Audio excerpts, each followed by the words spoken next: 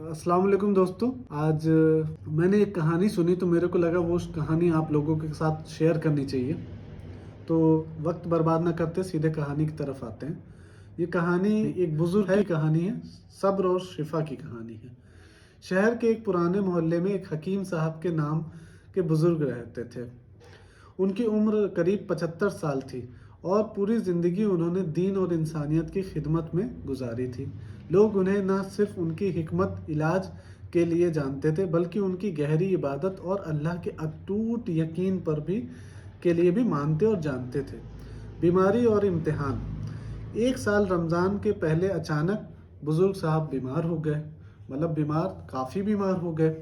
ऐसा लगने लगा कि वो अब मतलब चलना फिरना मुश्किल हो जाएगा, उनके लिए रोज़ा रखना मुश्किल हो जाएगा। घर वाले परेशान थे। दोस्तों ने भी समझाया कि शरीयत बीमारों को रोज़ा ना रहने का हुक्म देती है, लेकिन हकीम साहब का दिल नहीं माना। अल्लाह जिसने रोज़ा रखने का हुक्म दिया है वही मुझे हिम्मत भी देगा। पहला रोज़ा आया। पहला रोज़ा एक नई जंग की तरह आया। रमज़ान का पहला दिन आया।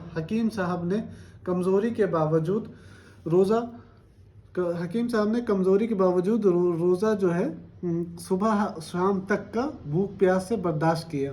मगर शाम होते होते उनकी हालत और बिगड़ गई।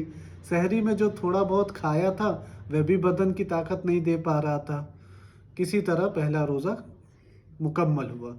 दूसरा और तीसरा रोज़ा, तकलीफ़ बढ़ती गई। दूसरे रोज़े में तकलीफ़ इतनी बढ़ गई कि उनको मतलब उठना बैठने में भी लोगों का सहारा लेना पड़ा रोज़े की हालत में। ठीक है। तीसरे दिन तक उनकी तबीयत खराब होती गई। उनके हाथ पैर जवाब देने लगे, हलक सूखने लगा और बदन में अजीब सी कमज़ोरी महसूस होने लगी। घर वालों ने बहुत बहुत समझाया और घर वाले घबरा भी गए। किसी ने कहा, अब्बा अल्लाह ने सहूलियत दी है, आप रोज़ा तोड़ दीजिए। मगर हकीम साहब ने सिर्फ इतना ही कहा, सब्र करो, अल्लाह देख रहा है। चौथा रोज़ा, तकलीफ़ अपनी हदें पार करने लगी। अब तो हालत इतनी बिगड़ गई कि हकीम साहब बिस्तर से उठ भी नहीं पा रहे थे। तेज़ बुखार, कमज़ोरी और बेहोशी जैसे आलम। घर वालों को लगने लगा कि अगर पांचवा रोज़ा भी इसी हाल में रखा तो कोई बड़ा नुकसान हो सकता है। उनका बेटा बेहद परेशान होकर के बोला, अब्बा रोज़ा रखना आपकी सेहत के लिए ख़तरनाक हो सकता है। इस्लाम में जान बचाने को पहली अहमियत दी गई है, आप फ़िदा दे सकते हैं।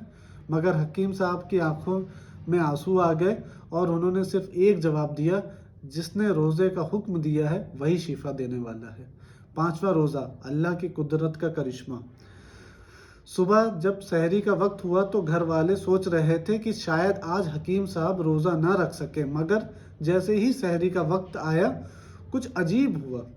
जो इंसान 4 दिन से अपने बिस्तर से उठ नहीं पा रहा था वह खुद से उठकर बैठ गया। न सिर दर्द था, न बदन में कमज़ोरी थी, न आंखों में थकान थी। सब लोग हैरान रह गए। हकीम साहब ने उठकर वज़ू किया और नमाज पढ़कर कहा, अल्लाह मेरी मुश्किल आसान कर दी। जब मैंने सब्र किया तो उसने मुझे शिफा दे दी। बेशक वही सबको शिफा देने वाली ज़ात है। सबक और बुजुर्ग के सब्र और यकीन की नहीं बल्कि इस अटूट भरोसे की है जो इंसान और उसके रब के बीच होता है।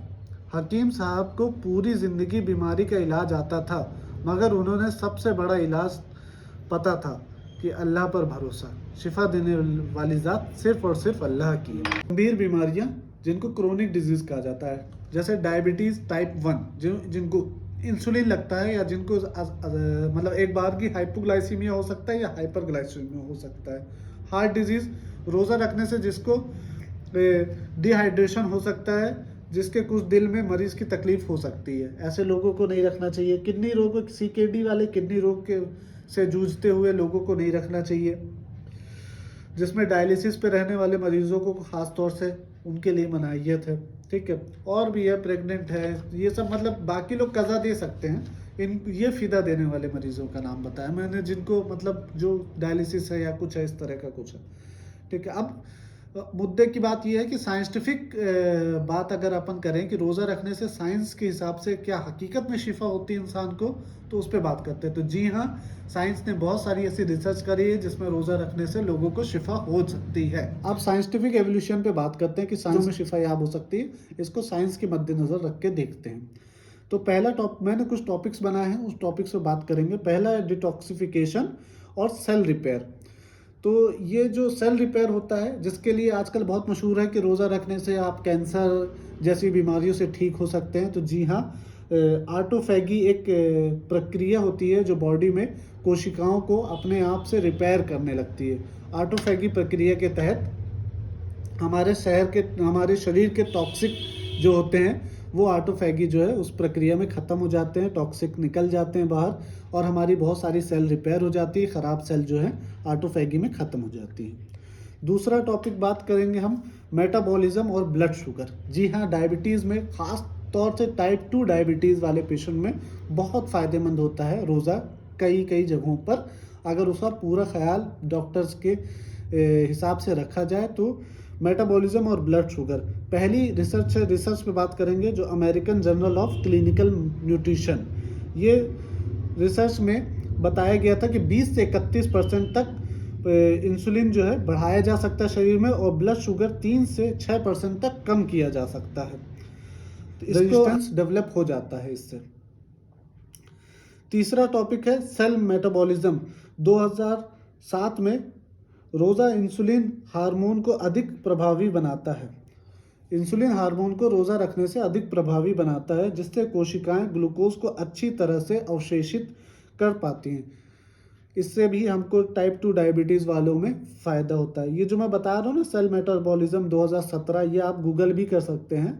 ये रिसर्च जो है जिस रिसर्च के नाम ले रहा हूँ मैं, ठीक है। तीसरी रिसर्च है यूनिवर्सिटी ऑफ अलबामा 2018। वज़न कम करने एवं फैट को घटाने में जल्दी कारगर हेल्प करता है एवं मेटाबॉलिज्म को सुधारता है। तो इसमें भी हमको ये 2018 की रिसर्च यूनिवर्सिटी ऑफ अलाबामा में ये बताया गया था कि मतलब कई लोगों को, जो मोटे लोग होते हैं, उनकी शुगर में कमी आई, उसके अलावा उनका फैट भी कम हो गया, उनका मोटापा भी घटा। इस तरह की चीज़ें भी इस रिसर्च में देखी गई थी। और ऐसी और भी बहुत सारी रिसर्च हैं जो कि हमसे सिर्फ डायबिटीज़ की बात करें अगर अपन, तो intermittent fasting and insulin sensitivity 2005 में हुई थी। Time restricted feeding improves metabolic health 2012 में हुई थी। इफेक्ट्स ऑफ इंटरमिटेंट फास्टिंग और ग्लूकोज एंड इंसुलिन 2014 में हुई थी। ये जितनी भी स्टडी के नाम बता रहा हूँ मैं इसको ऐड भी कर दूंगा अपने वीडियो के साथ। Impact of fasting and diabetes and obesity 2016 में हुई थी। Ramzan fasting and metabolic syndrome 2017 में हुई थी। फास्टिंग एंड लॉन्गिविटी 2018 में हुई थी। Intermittent fasting and it's benefit on type 2 diabetes 2019 में हुई थी। Fasting, insulin resistance and fat loss 2020 में हुआ। रमज़ान फास्टिंग एंड इंसुलिन 2021 में हुई। फास्टिंग एंड सेलुलर ऑटोफैगी 2022 की है नई रिसर्च। ऑटोफैगी जो बार बार आती रहती है, कैंसर के लिए नाम से भी ऑटोफैगी का बहुत बड़ा रोल है कैंसर सेल्स को किल करने में। फिर अपन तीसरे हेल्थ जो है हार्ट के हेल्थ के लिए फ़ायदेमंद रहती है, ठीक है। पहला, रोज़ा रखने से कोलेस्ट्रॉल को नियंत्रित रखा जा सकता है। दूसरा, ब्लड प्रेशर को संतुलित रखा जा सकता है। तीसरा, सूजन इन्फ्लामेशन को कम करा जा सकता है। अगर सूजन इन्फ्लामेशन इस तरह की चीज़ें हो रही हैं शरीर में, तो इसका मतलब एलडीएल कोलेस्ट्रॉल जो है शरीर का बढ़ा है, ट्राइग्लिसराइड शरीर में बढ़ा है। रिसर्च के अनुसार देखा गया है कि रोज़ा रखने वालों को एलडीएल कोलेस्ट्रॉल और ट्राइग्लिसराइड में कमी आती है, जिससे हार्ट के हेल्थ के लिए और ओवरऑल बॉडी के हेल्थ के लिए बहुत फ़ायदेमंद होता है, ठीक है। अब आते हैं अपन चौथे पॉइंट पे अपना, वज़न घटाने में भी बहुत बहुत ज़्यादा हेल्पफुल है, ठीक है। चर्बी कम करने में शरीर के भी, उसमें भी बहुत ज़्यादा। रोज़े के दौरान शरीर में ग्लूकोज की जगह कीटोसिस प्रक्रिया के तहत जमा हुई चर्बी को ऊर्जा में बदलने लगता है। कीटोसिस प्रक्रिया होती है, उसमें जो जमा हुई चर्बी होती है वो हमें ऊर्जा में बदलने लगती है, जिससे हमारा वज़न कम होने लगता है, और मोटापा से जुड़ी हुई जितनी भी बीमारियां हैं उससे भी हमको राहत मिल जाती है। मोटापे से जुड़ी हुई बीमारियों से, फैटी ओबिसिटी से जुड़ी हुई बीमारियां भी कम होती हैं, क्योंकि फैट भी कम होता है शरीर में। पांचवा पॉइंट आते हैं, लंबी उम्र या बढ़ती उम्र में होने वाली बीमारियों में भी हमको फ़ायदा मिलता है। कैसे मिलता है? रोज़ा रखने से हमारा ऑक्सीडेटिव स्ट्रेस जो होता है शरीर में वो कम हो जाता है, जिससे बढ़ती उम्र में होने वाली बीमारियां ऑटोमेटिक कम हो जाती हैं। अपना छठा पॉइंट आते हैं, मेंटल हेल्थ में इसका क्या रोल है? मेंटल हेल्थ में बीडीएन फैक्टर होता है, बीडीएन फैक्टर जो होता है वो जिससे याददाश्त तेज होती है।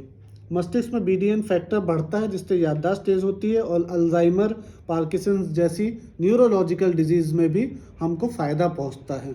इन बीमारियों से भी, न्यूरोलॉजिकल बहुत सारे डिसऑर्डर, न्यूरोलॉजिकल डिजीज से भी हम बच सकते हैं। अपना 7वां पॉइंट है इम्यूनिटी बढ़ती है, रोग प्रतिरोधक क्षमता बढ़ जाती है। रोग प्रतिरोधक क्षमता कैसे बढ़ जाती है? क्योंकि शरीर में जो पुरानी डब्ल्यूबीसी होती है वो ख़त्म होती है और नई डब्ल्यूबीसी बनने लगती है। इससे हमारी इम्यूनिटी भी बढ़ जाती है। ओवरऑल तो रोज़ा रखना हेल्थ के लिए हकीकत में बहुत ज़्यादा फ़ायदेमंद है, इम्यूनिटी बूस्टर है। हम यहाँ वहाँ तलाशते रहते हैं अपनी हेल्थ को अच्छा करने के लिए। से अच्छा मेंटल हेल्थ में डायबिटीज़ से जूझ रहे मरीजों में, कोलेस्ट्रॉल से जूझ रहे मरीजों, हमारा यही मकसद था कि ओवरऑल रोज़ा रखने से आपको क्या फ़ायदे होते हैं और किस किस बीमारियों में आप ना रखें। और रोज़ा रखने से आपको हकीकत में बहुत ज़्यादा फ़ायदे होते हैं। वज़न बढ़े हुए जिनका ओबेसिटी लोग हैं उनको रोज़ा रखना फ़ायदेमंद है। कोलेस्ट्रॉल जिनके बढ़े हुए हैं, ट्राइग्लिसराइड जिनके बढ़े हुए हैं, एलडीएल कोलेस्ट्रॉल जो ख़राब कोलेस्ट्रॉल कहलाता है शरीर का, वो अगर बढ़ा हुआ है तो आपको रोज़ा रखना आपके लिए फ़ायदेमंद है। इम्यूनिटी आपकी कमज़ोर है, इम्यूनिटी बढ़ाना है तो आपके लिए फ़ायदेमंद है रोज़ा रखना। इस तरह के बहुत सारी चीज़ों में रोज़ा रखना फ़ायदेमंद है। कुरान की रोशनी में अगर देखा जाए तो सूरह अल बकरा की आयत 2:184 में अल्लाह फरमाते हैं कि और अगर तुम रोज़ा रखो तो ये तुम्हारे लिए बेहतर है अगर तुम जानते हो, और अगर तुम रोज़ा रखो तो ये तुम्हारे लिए बेहतर है अगर तुम जानते हो। हदीस, रसूल अल्लाह सल्लल्लाहु अलैहि वसल्लम ने फरमाया, रोज़ा रखो सेहतमंद हो जाओगे। इब्ने माजा में आता है।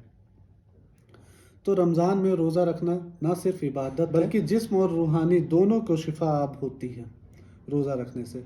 तो ये एक्मे हेल्थ केयर की तरफ से आप सभी को ये तोहफ़ा है। आप लोग को ये मेरा मैसेज, जो मैंने ढूंढ के रखी रिसर्च, ये जैसी भी लगी हो, अच्छी लगी हो, ख़राब लगी हो, इसके बारे में अपना सजेशन ज़रूर दें और अल्लाह हम सबको हिदायत दे, हम सब अच्छी इबादत कर सकें, नेक इबादत कर सकें। ऐसी इबादत करें जो जिसको अल्लाह कबूल फरमाए। आमीन। शुक्रिया। अस्सलाम वालेकुम।